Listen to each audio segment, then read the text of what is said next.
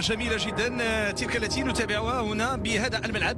كتجه للاسماء الاحتياطية اللي كنتمنوا لها هي الاخرى كامل المقابلة وقيادة هذه المباراة. قلت هنالك روجر اوريدي يقود سميلة كوليبالي، وهنا الاسماء الاحتياطية واحدة من الامور اللي تخلينا اننا نمشيو بعيد في هذه المنافسة. رائعة رجعت المنتخب المالي عمليه ديال الانطلاق، وفي اخر المطاف كيدخل الحكم كيقول بان هنالك مخالف. حميد معالي كيحافظ على الكره ديالو، كيرجع الكره ديالو للخلف بالشكل المطلوب. ضاعت رجعت مره ثانيه تخطى حاجز المنتخب المكسيكي بخمسه ديال الاهداف. انشيتيا كيقوم بالتحضير، استطاع محاوله ديال الانزال الكرات العاليه بهذا الشكل. فرصه في ان يكونوا سباقين على مستوى الانطلاق في العمليات الهجوميه من فتي جمالي. البحث عن الانسلال، كرة تنفذ اماميه في القائم الاول. رجعت مغربيه في اتجاه حموني بسوراكارا. نتحدث عن سوراكارتا المدينه التي بهدوء كتجي تمريره في اتجاه انس العلوي. كانت الكره من فؤاد زواني، الكره ديالو غادي يبحث عن المرور. العلوي كيقوم بالتمريره بهذا الشكل بالجهه اليمنى، عمليه ديال التمرير وتدخل ممتاز داخل منطقه الجزاء. هنالك تغطيه من جانب الدفاع، عمليه تخدير تصويبه ومباشره الى خارج الخط الخلفي. ضاعت مره ثانيه لصالح المنتخب المالي. لاحظوا هنا العمليه ديال الانسلال، السرعه ديال التحول من المنطقه الدفاعيه نحو الهجوم.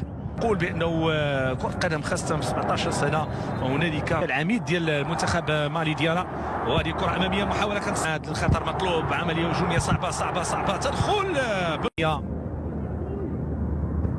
الانزال بهذا الشكل. عمليه اختراق، فرصه مغربيه، محاوله كيسقط الحكم سليماني سانوغو، ثم هنالك تدخل فرصه امكانيه ديال تصويبه اولى المنتخب الوطني المغربي مع انطلاقه هذه المقابله بعد مرور 5 دقائق. تمرير الخط دفاعي عند اسماعيل بختي، ضاعت له، رجعت مره اخرى بهذا الشكل والاعتماد على معالي انس العلوي.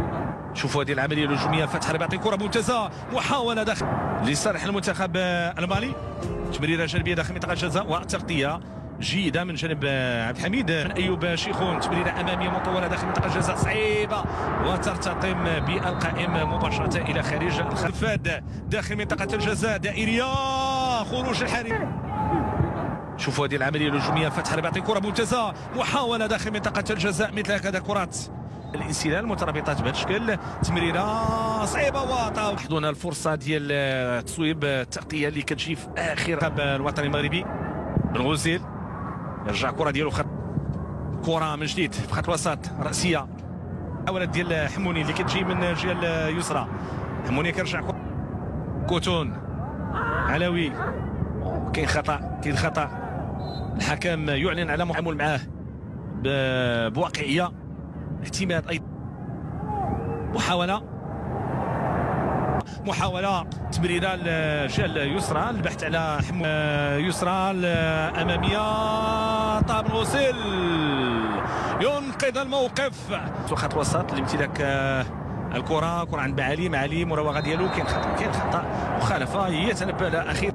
تعود لصالح المنتخب المالي، تغطيه دفاعيه مغربيه نفسه بشكل كبير في هكذا منافسات. ومني كنشوفوا تمكنت من المرور على حساب منتخب اوزباكستان بهذا الشكل. الانزال، تغطيه دفاعيه، تعود مره اخرى للخطا الامامي، تمريره والبحث على اللاعب معالي، فرصه امكانيه ديال الاعداد لبناء هكذا كرات، تمرير والبحث لابعاد هذه الكره. نوايا هجوميه دائما للمنتخب المالي ديالنا. كره عمليه الانسلال من الجهه اليمنى، هنالك تغطيه مغربيه، محاوله تنفذ داخل منطقه الجزاء وتصدي ممتاز. كره مغربيه، كوتون يرفع الكره ديالو، موني كيستافد من هذه الكره، انطلاقه ممتازه وخروج الحارس يبعد الخطر ويصاب اللاعب محمد حموني. انسلالات ديالو معروفه، لاعب سريع، لاعب عنده امكانيه ديال الاستثمار جميله، ولكن امام الدفاع كره تصوب ومباشره الى خارج الخط الخلفي.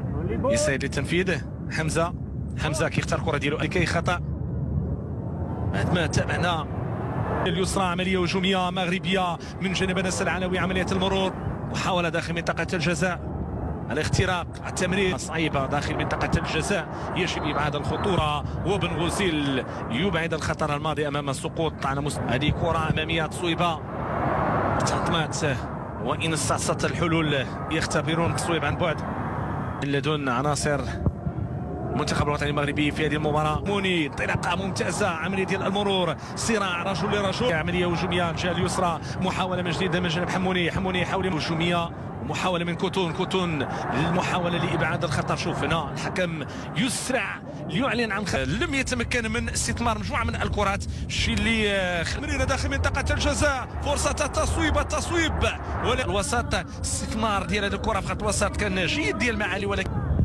تصويبه قويه جدا وطاب بن غوزيل وماكالو تمريره اماميه كترجع مره اخرى، كره من جديد، تخدير من جانب انجيتيا، عمليه من الجهه اليمنى، الصعود اللي جاب هذا زاوسي ماذا يفعل؟ يرجع كره ديالو مباشره تاتي لتكون على مستوى الشق الهجومي، والحكم يتدخل الملعب مكان لاعب انس العلوي.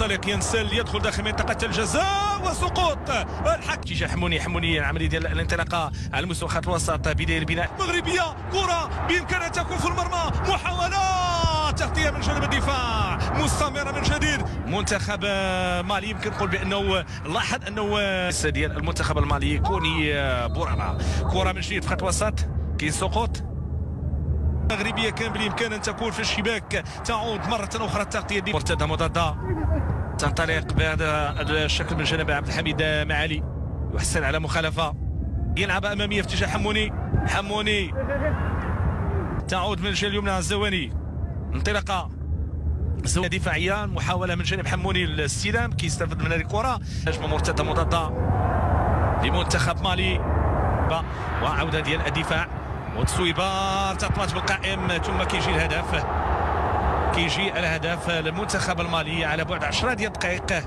من نهاية تفاصيل هذه المقابلة. هدف للمنتخب المالي وكأنه سيناريو ديال المباراة ديال المنتخب الإيراني. إذا 1-0 الآن.